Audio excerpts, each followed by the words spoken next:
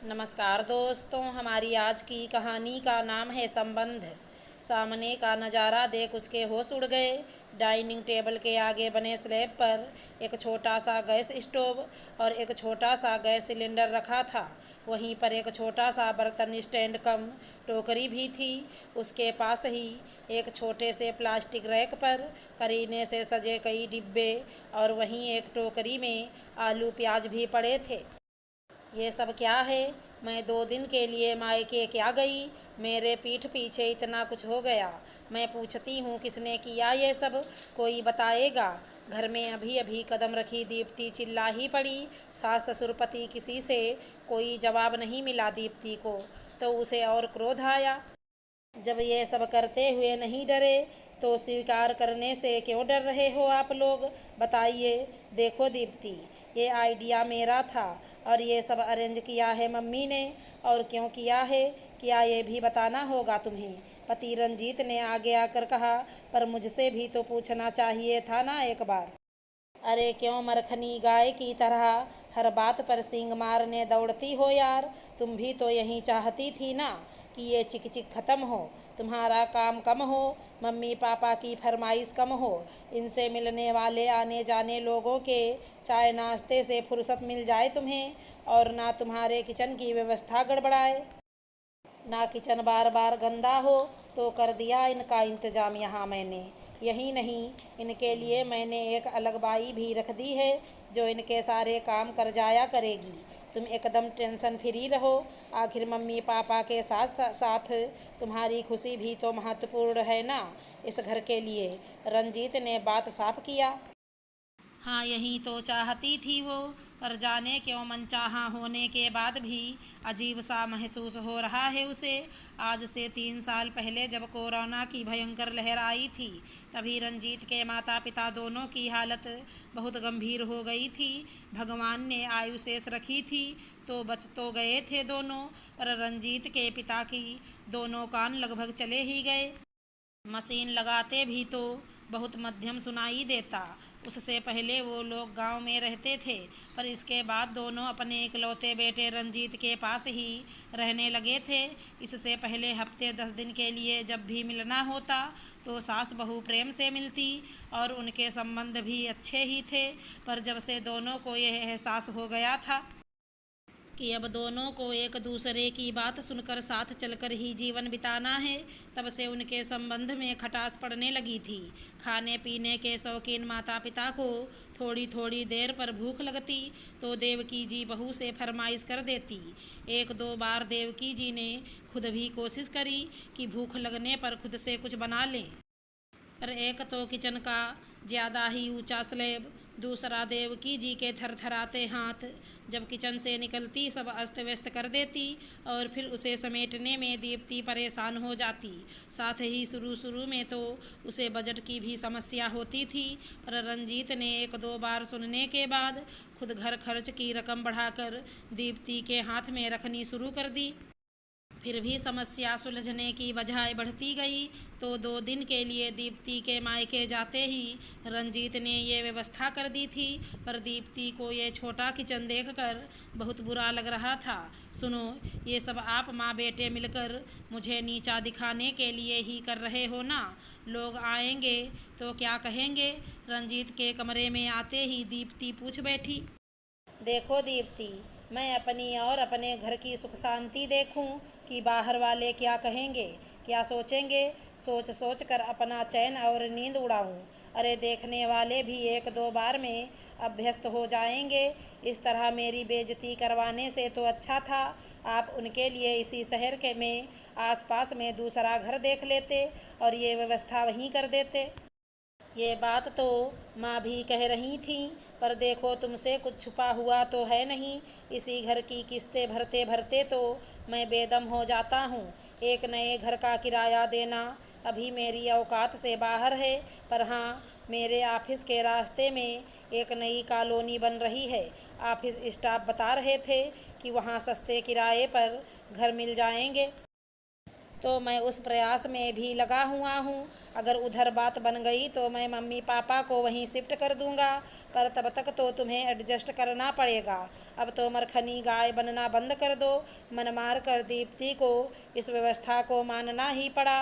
वैसे भी उनको मानसिक रूप से तो उसने तभी अलग कर ही दिया था जब वो हमेशा के लिए यहाँ रहने आए थे। उनके हिस्से का दूध अलग पतीले में, रोटियाँ और सब्जियाँ भी अलग कैसरोल में ही रख दिया करती थी। इसके अलावा जब उसका वॉशिंग मशीन का काम हो जाता था तब सासू माँ को वो मशीन चलाने की इजाज़त देती थी। काम वाली से अगर गाहे बगाहे कोई बात कर लेती सासू माँ तो वो भी खूब नमक मिर्च लगाकर दीप्ति को सुनाती और फिर हुए हंगामे का मजा लेती। घर फूटे गवार लूटे वाली बात तो बट तो सब कुछ पहले ही गया था। रिश्ते नाते और आस पड़ोस वाले भी ऐसा कहा था कि सास बहू के रिश्ते की दरारों से अनभिज्ञ थे। सब उनके दुराव को समझ रहे थे। बस अब छोटे किचन से वो सबको नज़र आने वाला था। खैर दीप्ति अकेली मायके गई थी। बच्चे अपने स्कूल के कारण वहीं थे। उहापोह के बीच दीप्ति ने घड़ी देखी तो बच्चों के आने में कुछ ही समय बचा था। सारे विचारों को परे रख वो किचन में घुस गई। बच्चों की मनपसंद पनीर की सब्जी, खीरे का रायता और रोटी तैयार करने लगी। इधर सासू माँ के भी छोटे किचन से सीटियों की धड़ धड़ आवाज़ें आ रही थीं। रोज़ चावल दाल खाए बिना संतोष ही नहीं इन दोनों को। मन ही मन दीप्ति बुदबुदाई। उसका चावल दाल बनाने का काम तो कम हो गया था क्योंकि उसे रोटी ही खाना ज़्यादा पसंद था। बच्चे भी वही पसंद करते थे। खाना बनने के बाद दीप्ति दोनों बच्चों का इंतज़ार करने लगी। उसने देखा छोटे किचन में भी खाना बन चुका है पर दोनों ने खाया नहीं है। मम्मी आप आ गईं। आते ही नियति और प्रथम दीप्ति से लटक गए। कपड़े बदलने के बाद दीप्ति उनका अपने ही कमरे में इंतज़ार करने लगी, सोच कर कि सास ससुर तो वहीं डाइनिंग टेबल पर खाएंगे। दादी दादाजी आप दोनों ने खाना खा लिया? नियति ने पूछा। ना बच्चे, तुम लोग भी उधर जाकर अपनी मम्मी के साथ खाना खा लो, हम दोनों भी यहाँ खा लेंगे, दादी ने समझाया। पर वहाँ क्यों दादी, मुझे तो 2 दिनों से आपके हाथ के दाल चावल ही बहुत अच्छे लगने लगे हैं। मुझे तो आपके साथ ही खाना है, प्रथम जिद करने लगा। तो दादी ने अपनी थाली लगाकर 2-3 कौर प्रथम को और 2-3 कौर नियति को खिला दिया और फिर उन्हें माँ के पास भेज दिया। दीप्ति को लगा था बच्चे पनीर और रायता देखकर खुश होंगे, पर उन्हें तो दादी के साथ का वो दाल चावल ही ज़्यादा पसंद आया था। फिर तो ये रोज़ का क्रम बन गया। बच्चे दादा दादी के साथ ही ज़्यादा खा लेते और दीप्ति का बनाया खाना जैसे तैसे खाकर उठ जाते। अब इस पर भला क्या बोल पाती दीप्ति, पर इतने के बाद भी रंजीत ही है जो भले उसे बात बात पर मरखनी गाय बुलाते हैं, पर उसकी भावनाओं का ख्याल रख। खाना तो उसी के साथ खाते हैं। एक दिन लाड़ लड़ाते हुए प्रथम से बोल ही पड़ी, मम्मा तो आजकल अच्छा खाना नहीं बनाती ना, तो भला मम्मा को क्यों प्यार कर रहे हो? अरे मम्मा आप टेंशन मत लो, मैं पापा की तरह नहीं हूँ। अभी दादी दादाजी के साथ जैसे खाना खाता हूँ ना, मेरी जब शादी हो जाएगी तो भी मैं आपके ही छोटे किचन में आपके साथ बैठ कर खाऊँगा, पापा की तरह नहीं, अपनी वाइफ के साथ। सन्न रह गई दीप्ति। अपने घर से कैसी शिक्षा पा रहा है उसका 10 साल का बच्चा, और अभी से उसने उसका छोटा किचन भी बना दिया। उसकी सास का तो ये हाल अभी अभी हुआ है। उसके बेटे ने तो उसका भविष्य अभी ही तय कर दिया। 1-2 महीने हो चुके थे ऐसा चलते चलते। एक दिन शाम में आकर रंजीत ने बताया कि मम्मी पापा के लिए एक 1 BH के घर का इंतज़ाम हो चुका है, 15 दिन में शिफ्ट हो जाना है। दीप्ति ने थोड़ा चैन की सांस ली। अब उसके बच्चे कम से कम उसके हाथ का खाना तो फिर से खाने लगेंगे, सब पहले जैसा हो जाएगा। दूसरे दिन दीप्ति नहा रही थी, तभी सासू माँ की ज़ोर ज़ोर से चीखने की आवाज़ पर दीप्ति दौड़ी आई तो देखती है सासू माँ अपना हाथ पकड़कर ज़ोर ज़ोर से रो रही हैं। पास सोए ससुर जी तो ऐसे भी बिना मशीन लगाए कुछ सुनते नहीं थे। क्या हुआ मम्मी जी, क्यों चिल्ला रही हैं इतना? बहू, पानी समझकर मैंने गरम तेल की कढ़ाई में ही हाथ डाल दिया, याद ही नहीं रहा। जलन से रोती कराहती सासू माँ बोल उठीं। सासू माँ की वो हालत और तड़प देख कर दीप्ति का भी मन दहल उठा। आखिर थी तो वो भी इंसान ही। जल्दी से दीप्ति सास को लेकर पास के ही क्लिनिक पर गई। अच्छी तरह से साफ सफाई करके दवाइयाँ देकर डॉक्टर ने दोनों को घर भेज दिया। रंजीत भी फ़ोन जाने पर ऑफिस से जल्दी आ गया। मम्मी, ध्यान रखना था ना, कैसे मैनेज करोगी आप नए घर में अकेली सब कुछ? ये सब तो लगा ही रहता है बेटा, पर बहू सही वक्त पर लेकर डॉक्टर के पास चली गई तो बहुत राहत हुई।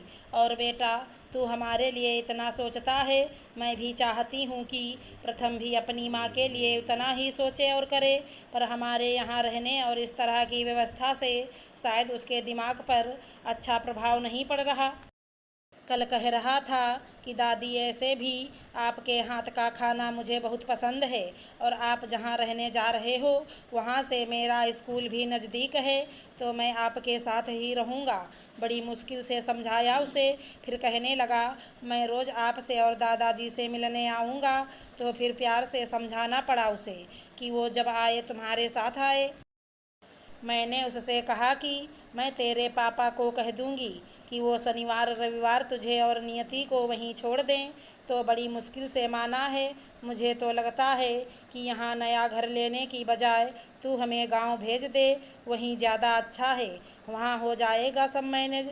नहीं मम्मी, गांव तो हरगिज नहीं जाने दूंगा मैं आप लोगों को। पहले ही पापा को सुनाई नहीं पड़ने के अपराध बोध से उबरा नहीं हूँ, अब और कोई रिस्क नहीं ले सकता। रही बात प्रथम की गलत शिक्षा की, तो ये उसकी माँ को भी सोचना चाहिए, कोई अनपढ़ तो नहीं है ना वो।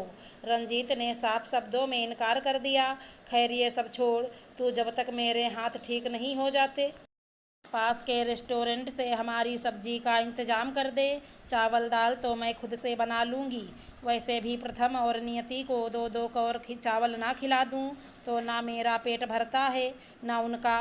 देवकी जी ने कहा, वाह, इसीलिए तो कहा जाता है कि बहू हमेशा पराई ही रह जाती है। मैंने छोटे किचन से पहले जितना कुछ किया सबका कोई महत्व नहीं। अभी डॉक्टर के पास ले गई, उसका भी कोई महत्व नहीं। महत्व तो बस बेटे और पोते पोती का होगा, बहू अपनी थोड़ी ही है। दीप्ति ने कमरे में आते हुए कहा, अरे नहीं बहू, तुमसे ही तो सब कुछ है, पर ये बातें बार बार कही और समझाई नहीं जा सकती। तू खाना बनाती थी तो सब सही चलता था। खुद से बनाने में कभी खाना जला देती हूँ, कभी खुद को। देवकी जी ने सफाई दी। अब आगे से ये सब नहीं चलेगा। मतलब यही कि हाँ, मानती हूँ मुझे गुस्सा आता है तो मैं बहुत कुछ बोल जाती हूँ, पर इसके लिए क्या कोई घर छोड़कर चला जाएगा? पति को नहीं डांटती, बच्चों को नहीं डांटती, पर किसी ने अलग होने या घर छोड़ने की बात की, फिर आप लोग ऐसा क्यों सोचते हैं? मेरी आदत समझकर इग्नोर नहीं कर सकते क्या? दीप्ति की इस बात पर देवकी और रंजीत एक दूसरे का मुंह देखने लगे। पर बहू, परवर कुछ नहीं, और ये मैं सिर्फ अच्छी बहू बनने के लिए नहीं कर रही, इसमें मेरा भी स्वार्थ है। प्रथम की बातों में मुझे मेरा वो भविष्य दिख गया जो मैं नहीं देखना चाहती थी। हालांकि ये भी गारंटी नहीं है कि मैं भली रहूँगी तो मेरा भी भविष्य अच्छा रहेगा, पर आत्मा में संतोष तो रहेगा ना कि मैंने बुरा नहीं किया तो मेरे साथ भी बुरा नहीं होगा। मतलब मरखनी गाय अब सुधर जाएगी नहीं, पर सुधरने की कोशिश करेगी, और आप लोगों को भी थोड़ा समझौता करना होगा। वो तो सुना है ना आपने, दुधारू गाय की दुलत्ती भी भली। गाय इस सोसाइटी में रखना मंजूर है क्या? तुम लोग गाय लाने की बात कर रहे हो ना? पिताजी ने मशीन लगाकर जितना सुना था उस आधार पर पूछ बैठे। एक ही गाय बहुत है जी, पर थोड़ी मरखनी ज़्यादा दुधारू। सब हंस पड़े तो मुस्कुराते हुए देवकी ने कहा, तब तक घंटी बजी, शायद बच्चे होंगे, कहकर दीप्ति दरवाजे की ओर बढ़ चली। रंजीत को लगने लगा था कि शायद जो समझाते समझाते नहीं समझा पाया था, अब सब समझ आ गया है दीप्ति को, आखिर खुद पर जो बीती। अगर हमारी कहानी पसंद आई हो तो चैनल को लाइक शेयर सब्सक्राइब करें। राधे राधे दोस्तों।